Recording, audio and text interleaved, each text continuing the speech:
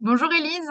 Je suis très contente de t'accueillir aujourd'hui. Du coup, on se prend un petit temps ensemble pour discuter d'un sujet sur lequel tu es experte, celui des réflexes primitifs et de l'allaitement et de l'alimentation du nouveau-né. Donc, je me présente, moi je suis Harmonie Sobaki, je suis orthophoniste et co-gérante de Calipeton Formation, un organisme de formation qui propose des formations à destination des professionnels de santé et de la petite enfance. Et je suis co-gérante avec Léna Kistrebert et Marion Foubert, mes deux collègues. Voilà, je te laisse la main. Du coup, je te propose de te présenter et de nous expliquer un petit peu ton Bonjour parcours. Harmonie, ok. Bonjour Harmonie, merci beaucoup de l'initiative de cette vidéo. Alors, donc je m'appelle Élise Beauvalet, j'ai beaucoup de casquettes finalement.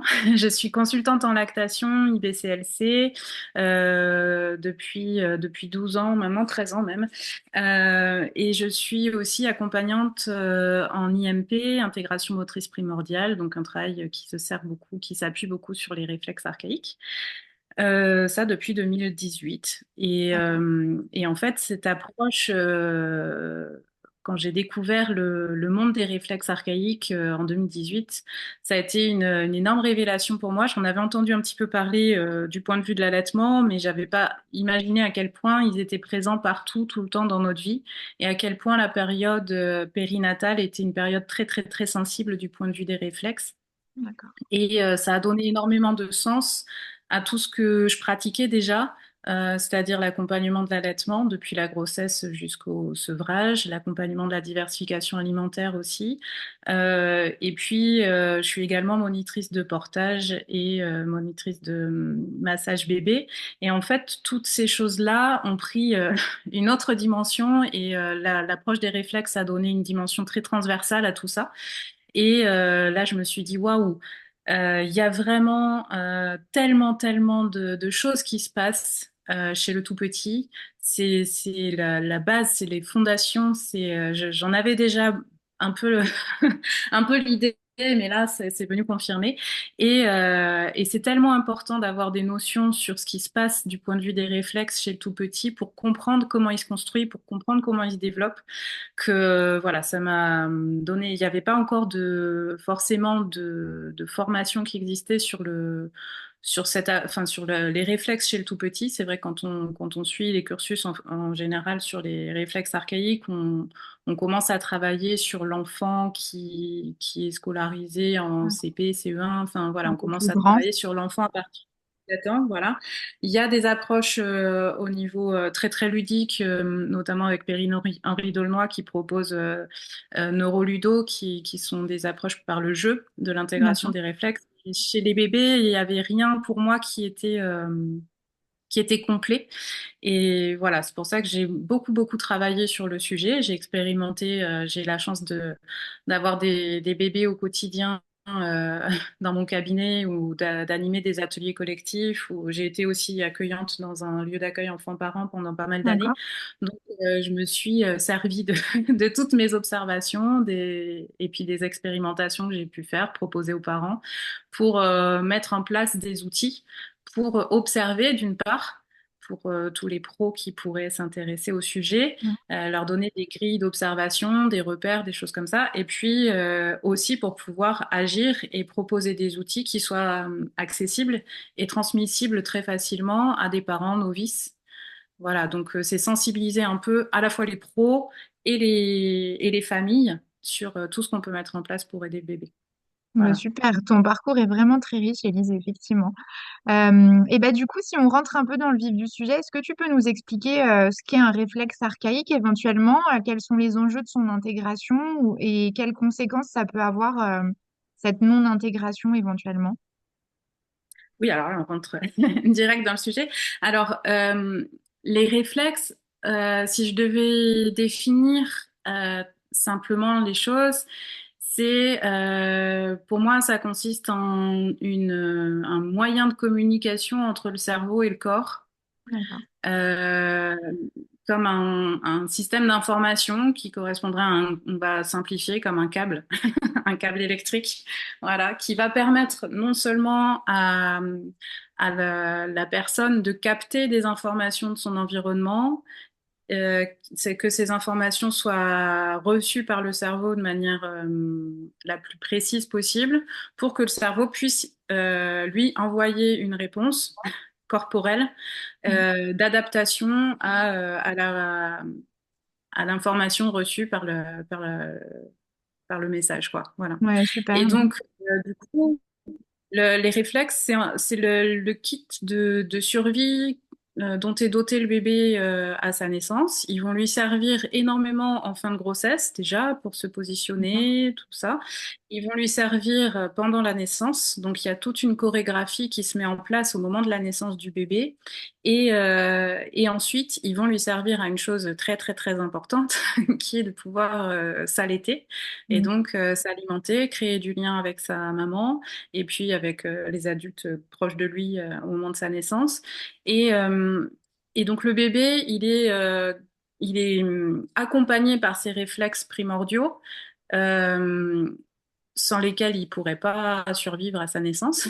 Et puis petit à petit, son objectif au bébé, ça va être de passer d'un système de réflexe, donc quelque chose qu'il ne contrôle pas, à un système volontaire. Donc sa première année de vie va vraiment consister à ce que les mouvements volontaires deviennent prennent le relais des réflexes. Mm. Donc les réflexes vont être la trame, la base à partir desquelles le bébé va pouvoir investir son corps et prendre le contrôle de son véhicule corporel, on va dire. Voilà. Très bien. Donc les impacts, tu me demandais les Oui. impacts. Alors déjà, il est très important de prendre soin de pas mal de paramètres pendant la grossesse pour que justement tout ce maillage de réflexes puisse se mettre en place. Parce que s'il y a des perturbations pendant la grossesse, les réflexes archaïques ou primordiaux vont pas se mettre en place chez le bébé.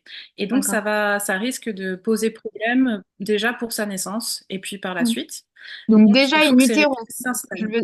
Là, du coup, Élise, si j'éclaircis les choses, pardon, si j'éclaircis les choses, ça veut dire que déjà Oui, in utero, il y a des réflexes qui doivent se mettre en place, alors que le bébé n'est pas encore sorti du ventre de la maman. Et du coup, si des facteurs environnementaux voilà, viennent perturber cette mise en place, ça a un impact du coup sur la naissance et sur la mise en place des autres réflexes peut-être un peu plus tard. C'est ça? exactement. En fait, Ok, il y a une très très grosse partie des réflexes qui émergent pendant la grossesse. d'accord. Le bébé va en avoir besoin très très tôt. Et si ces réflexes-là ne peuvent pas se mettre en place pendant la grossesse, bah ça risque d'entraîner des perturbations. Il n'y aura pas Mm. ce socle plus tard dont il aura besoin. Et donc, il y a pas mal de facteurs qui peuvent poser problème. Il y a beaucoup de soleil, je vais me décaler. Il y a pas Tu mal de brilles, mais je facteurs te qui vois peuvent quand poser même. problème.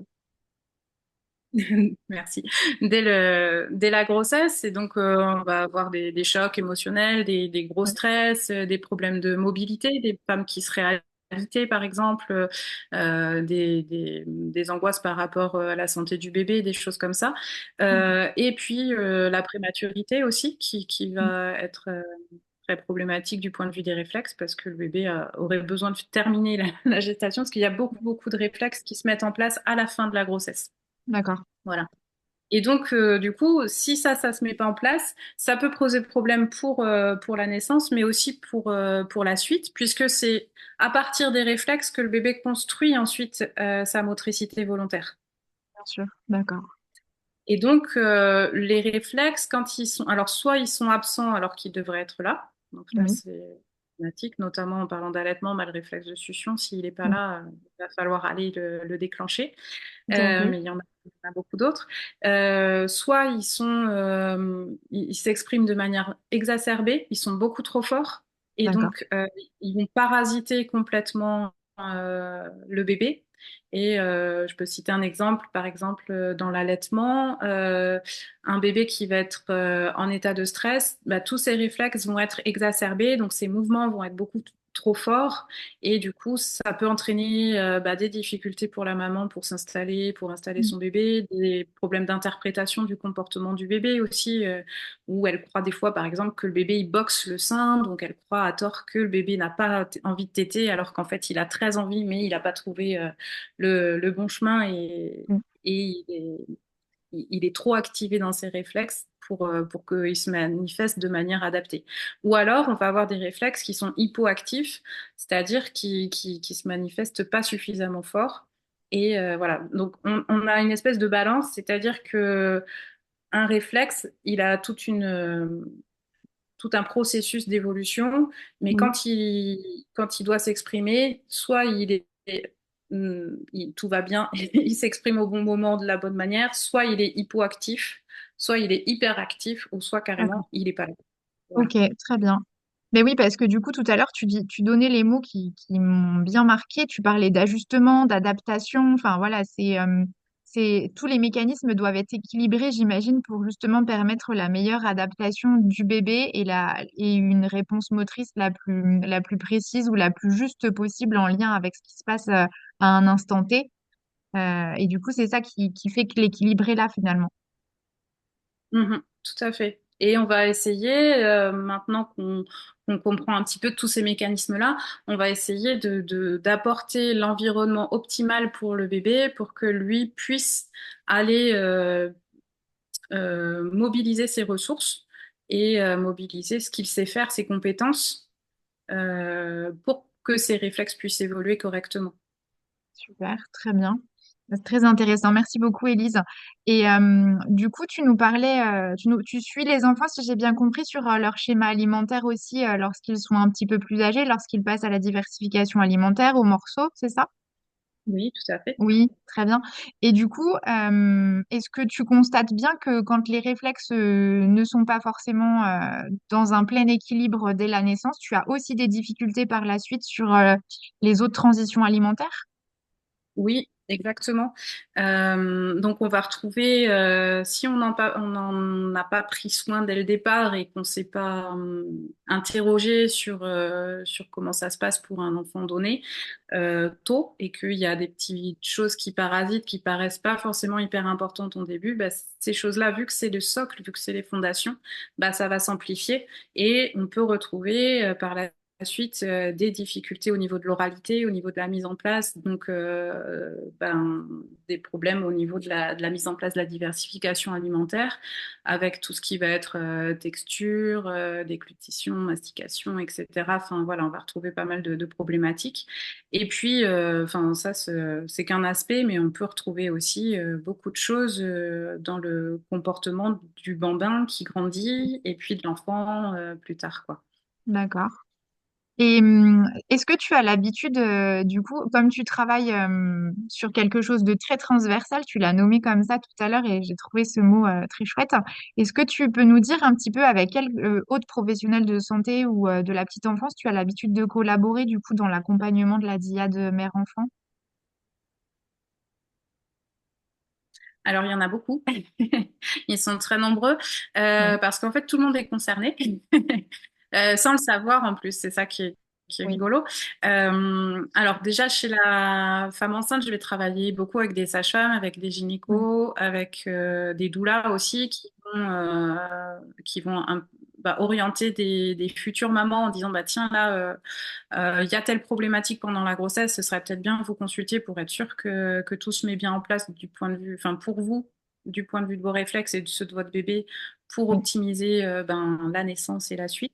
Après, au moment de la naissance, en tant que consultante en lactation, je vais travailler beaucoup avec des pédiatres, avec des sages-femmes. Ou des médecins généralistes qui vont oui, nous orienter les bébés en cas de difficulté de mise en place de l'allaitement, des doulas aussi. Et puis, nous, enfin, en fonction de ce qu'on va observer, on va travailler toujours de concert avec d'autres soignants. Donc, oui, les thérapeutes manuels, ça, on peut pas trop faire l'impasse. Donc, que ce soit des chiros, des kinés, des d'accord. ostéos, enfin voilà, des kinés qui sont formés en pédiatrie ou en rééducation maxillofaciale. Et on va travailler aussi avec des orthophonistes quand ils sont formés. C'est super chouette. Enfin, voilà, là, on est vraiment au croisement, à l'interface entre plusieurs professions, et ça va Ouais, vraiment dépendre de chaque personne. Si elle est formée, si elle s'intéresse au sujet ou pas. oui, On va travailler avec des ORL et des dentistes pour tout ce qui problématiques de restriction intrabuccale, de frein, etc. Et cette prise en charge, elle va impacter énormément aussi les réflexes.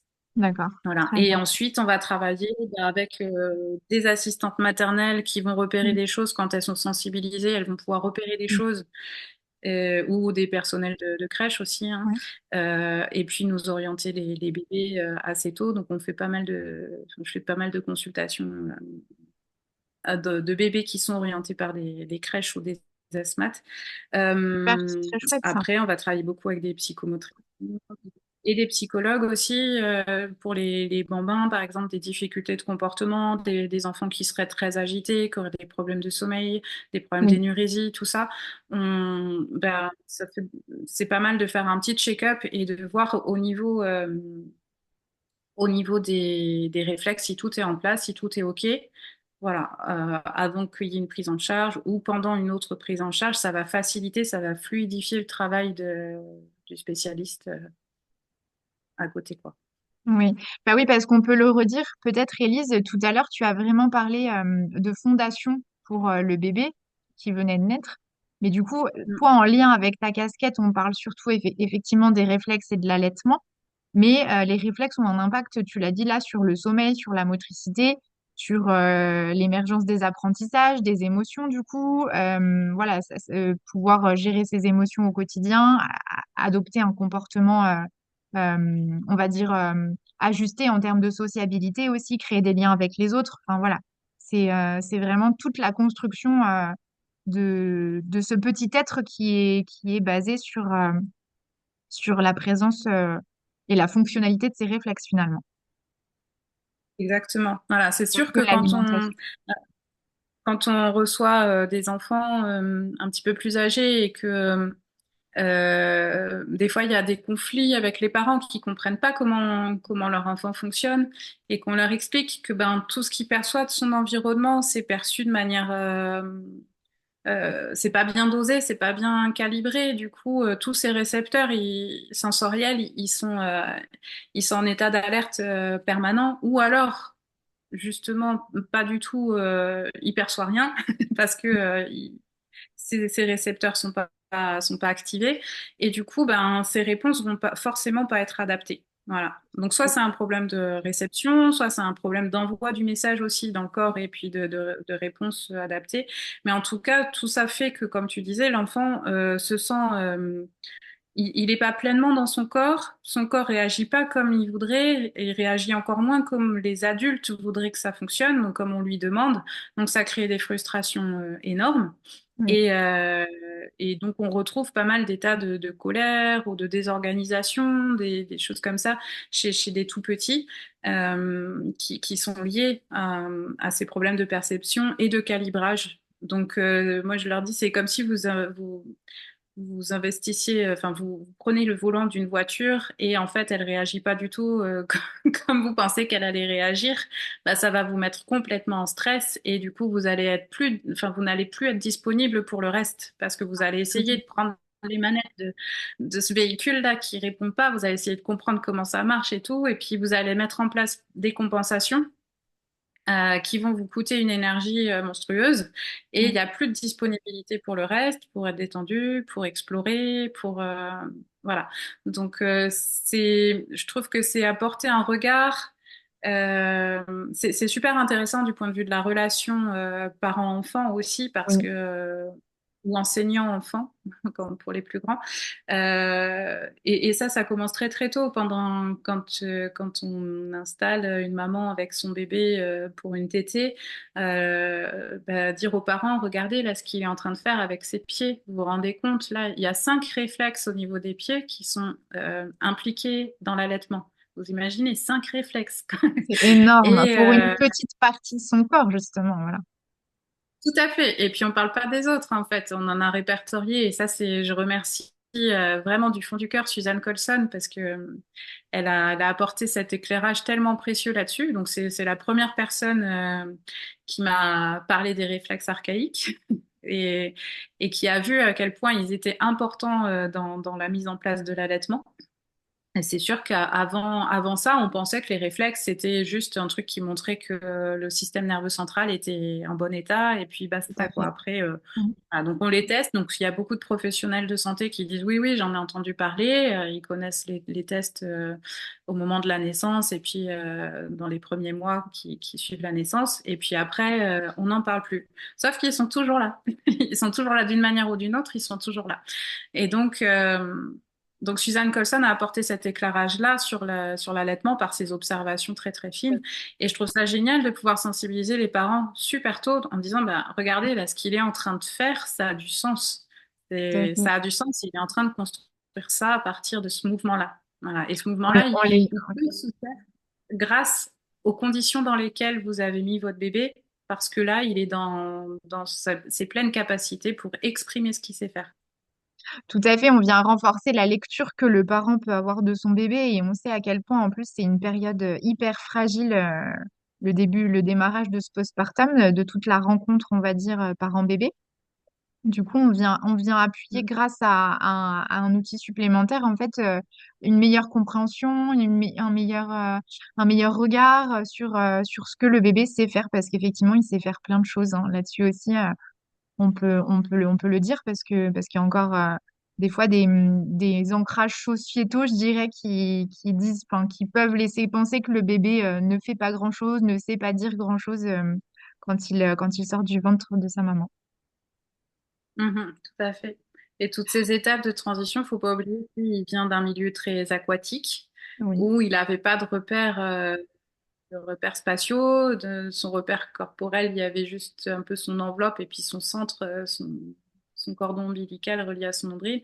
Et en fait, c'est formidable quand on en prend conscience d'observer comment tout ça va se mettre en place grâce à la gravité, grâce bah, à cette transition, à ce passage sur la vie terrestre, comment tout ce câblage va se brancher chez le bébé, c'est formidable.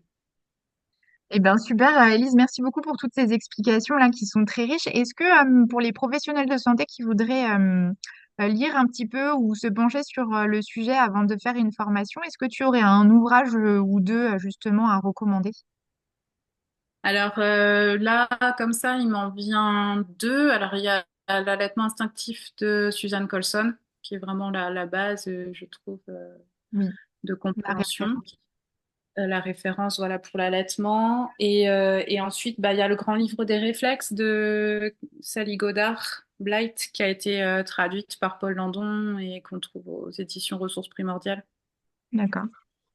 Après, sur il y a aussi les réflexes Kesako de, ah, il faut que je retrouve, c'est Annick Derue, je crois, D'accord. euh, qui est graphiste et qui est formée au réflexe et qui a fait un petit livre super sympa, super imagé sur la compréhension de ce que c'est. C'est très très chouette, même enfin, pour les parents, pour les enfants, pour les pros. Enfin, c'est voilà.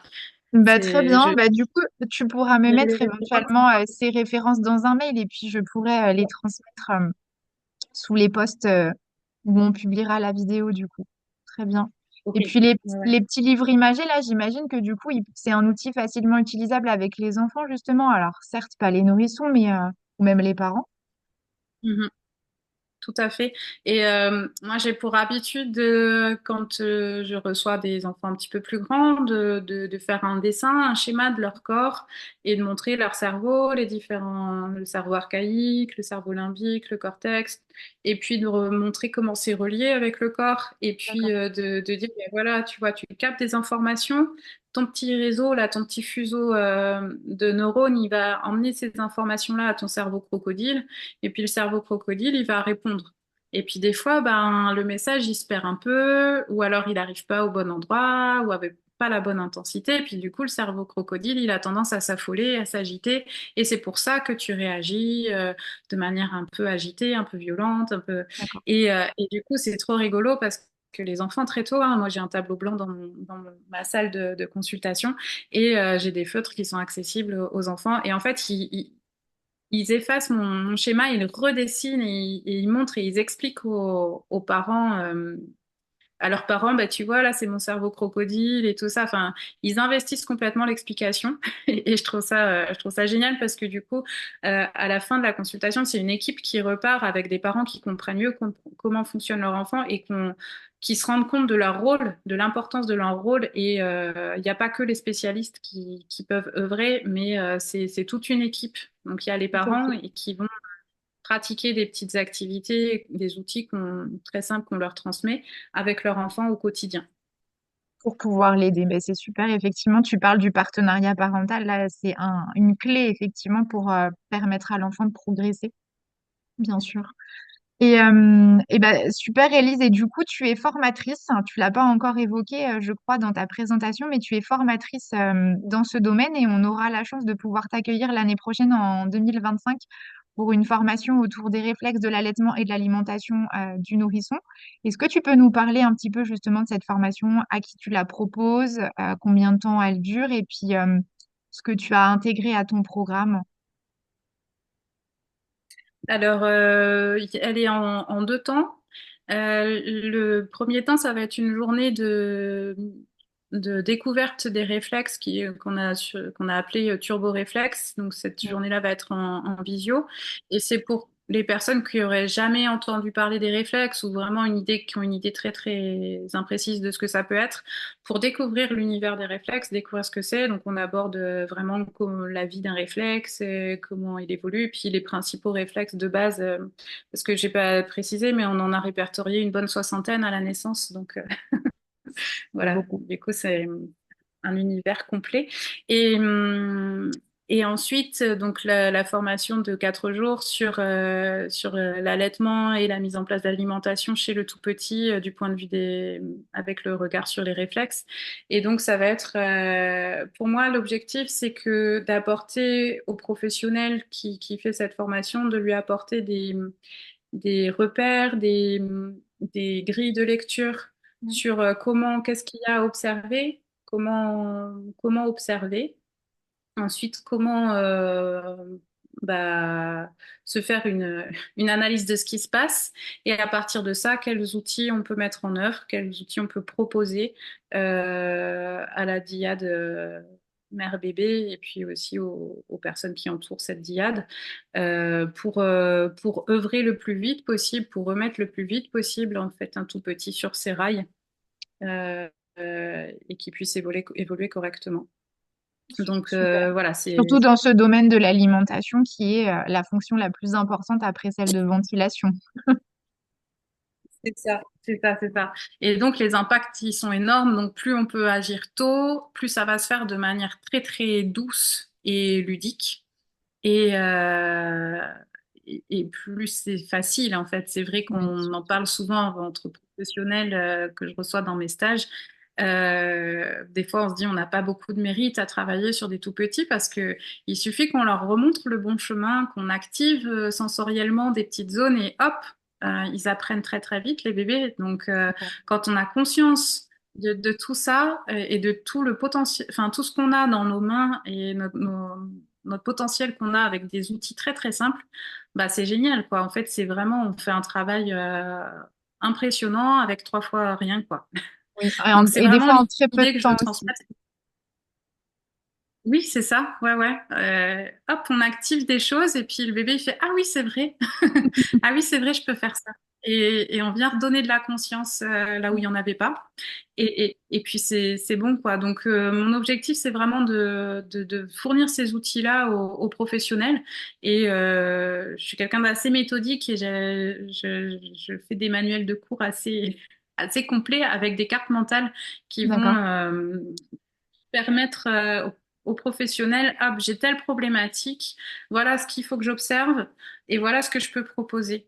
Et ensuite, j'ai des fiches outils que je distribue avec des activités à proposer que le professionnel peut transmettre aux familles Super. directement. Voilà. Donc, c'est un peu du clé en main Oui. pour faciliter le travail des professionnels. C'est une formation riche en outils. En tout cas, on sort à la fin de tes 4 jours, on sort de ton stage en étant outillé du coup euh, pour accompagner les parents et les bébés dans leur alimentation. Et ben très bien. Et puis du coup, bah, on peut présenter, Élise, ou en tout cas bien redire à quel professionnel tu proposes cette formation. Du coup, c'est un public, c'est un domaine transversal, tu l'as évoqué tout à l'heure, donc c'est un public large que tu accueilles dans tes stages. Donc avec Calipeton, on a souhaité proposer sa formation aux médecins ou alors aux sages-femmes, aux infirmières puéricultrices et aux auxiliaires aussi qui travaillent avec les nourrissons, aux orthophonistes, aux masseurs kinésithérapeutes, aux ergothérapeutes. Voilà, vraiment à tous les professionnels de la santé et de la petite enfance qui côtoient les nourrissons dès le démarrage, en fait, ex-utéro. C'est ça. Il y a aussi les chiro, les Oui, ostéos. les thérapeutes manuels, tout à fait. Voilà. Mm. Eh ben, super. Eh ben, Élise, notre rencontre touche bientôt à sa fin, mais tu m'as vraiment donné envie de venir t'écouter en formation, en tout cas pour ma part. Est-ce que tu aurais éventuellement un dernier message ou une dernière chose à dire à tous les professionnels de santé qui vont nous écouter là prochainement pour leur donner envie de venir te rejoindre en stage, justement? Mm. Ben, ce que je trouve très très chouette et très émouvant dans mes stages, c'est quand les stagiaires font Eureka, mais en fait, il se passe ça sous mes yeux tous les jours et j'en ai pas conscience. Et voilà, c'est ce message-là, c'est oui, il se passe tellement de choses et tellement de petites choses qu'on n'observe pas parce qu'on sait pas. Oui. Et c'est découvrir à quel point toutes ces petites choses-là sont fondamentales pour la construction de l'individu qu'on a sous les yeux et qui est tout petit et qui va évoluer, quoi.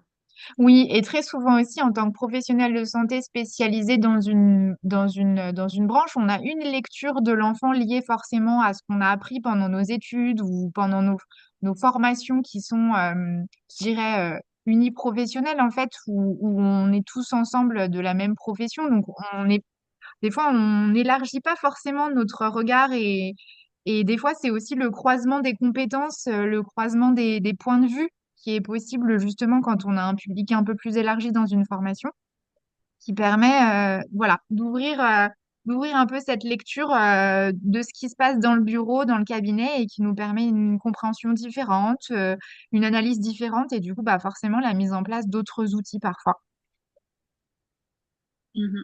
Et c'est pas quelque chose qui va prendre forcément du temps en plus, parce que Oui, des fois on se dit oui, il y a tellement à faire avec ma spécialité, parce que ça va optimiser le travail de chaque spécialiste.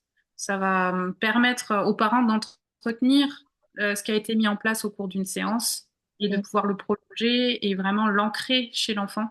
d'accord. Donc ça vient faciliter, je dirais, faciliter et ancrer le travail qui est fait par chaque spécialiste.